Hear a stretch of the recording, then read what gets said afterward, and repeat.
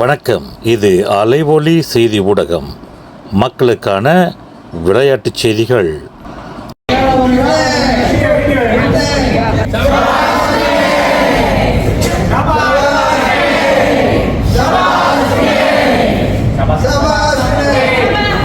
மலேசிய Dravidar Kazhagam Penang மாநில இளைஞர் பகுதி போலிங் விளையாட்டுப் போட்டியை மிகச் சிறப்பாக நடத்தி முடித்தது.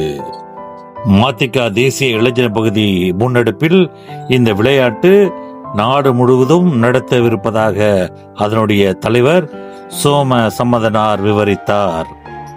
மதிக பினாங்கு மாநில இளைஞர் பகுதியினர் மிகச் சிறப்பாக 100க்கும் மேற்பட்ட இளைஞர்களை ஒன்று கூட்டி இந்த உருட்டு பந்து என்று சொல்லப்படுகின்ற போலிங் விளையாட்டினை புக்கிட் மட்டாஜாம் மைடின் பேரங்காடி வளாகத்தில் நடத்தினர்.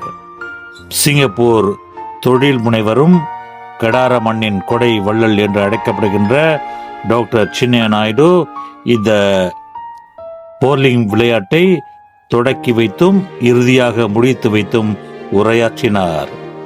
டாக்டர் சின்னையா நாயுடு தனது உரையில் நம்முடைய இந்திய இளைஞர்கள் ஒரே விளையாட்டில் கவனம் செலுத்தாமல் பல்வேறு தேசிய விளையாட்டுகளில் கவனம் செலுத்தி தங்களுடைய அடையாளத்தை நிலைநிறுத்திக் கொள்ள வேண்டும் என்று டாக்டர் சின்னையா கேட்டுக்கொண்டார்.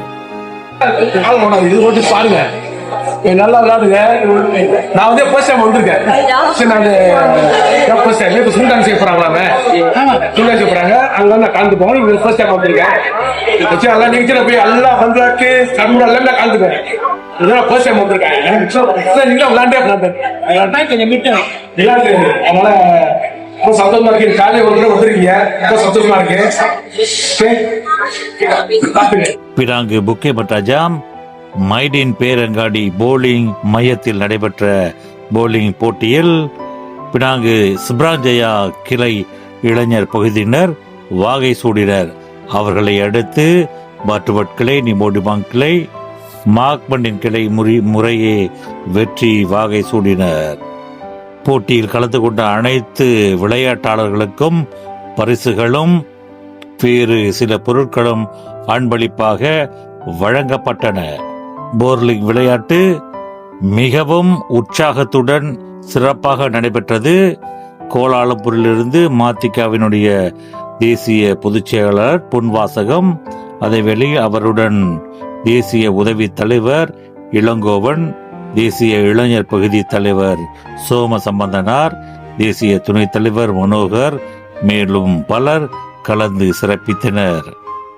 பினாங்கு மாநிலத்தில் பிரமுகர்கள் டத்து மரியதாஸ் கோபால், ஆவர்தம் துணைவியார் டாத்தின் ஜே கு கிருஷ்ணசாமி, மேலும் பல பிரமுகர்கள் இந்த போலிங் விளையாட்டை கண்டு ரசித்து பாராட்டினர்.